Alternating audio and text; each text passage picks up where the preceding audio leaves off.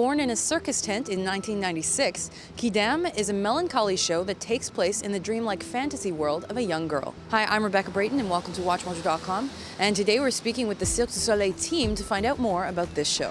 Tell us about the plot and the premise of QUIDAM. It's a little girl by herself in the living room with parents. They really don't take care of her. They absolutely don't take care of each other neither. And it's raining, she's bored until she go in her head and she arrive in another kind of dream. She starts to meet different characters, and these characters introduce her to a different world.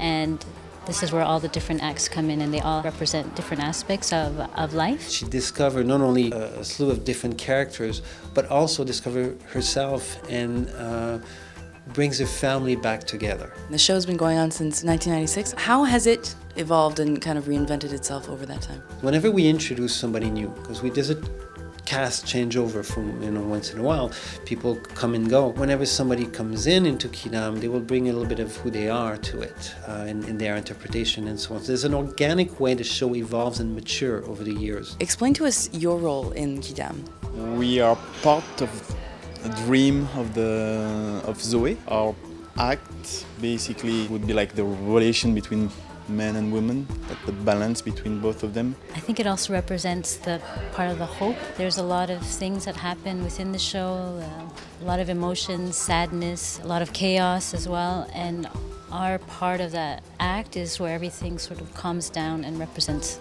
the hope out of all this chaos. I will be the imagination of Mama, or the kind of past of Mama. Yeah, the copy of Mama in some other dimension world, you know. You understand what I mean? Yeah.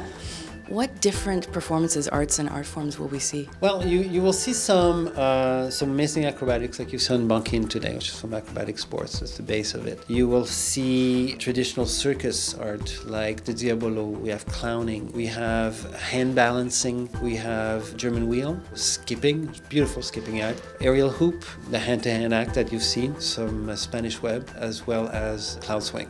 Now explain to us kind of the training that you guys have had to undertake and kind of to get to the level of trust that you have now. Of course, there's some trust between each other, but trust comes with work. The first time you're like, okay, I'm gonna have to trust you, But after hundreds of times, you kind of trust him or her, It's become more natural. We also have a background in gymnastics.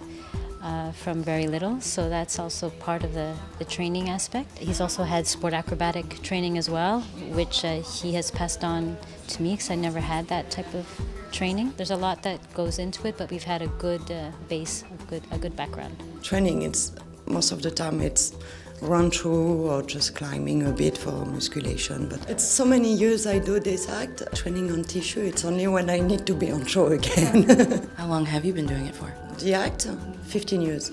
Do you have any background in other forms of acrobatics as well? I went in the circus school in France, that's it. I started super late, I started at 17. No dancer, no gym, no things before. Natural flexibility helped me a lot. Yes. But that's it, yeah. I can't believe late is 17. But for acrobat, yeah, for contortionist especially, it's a bit late.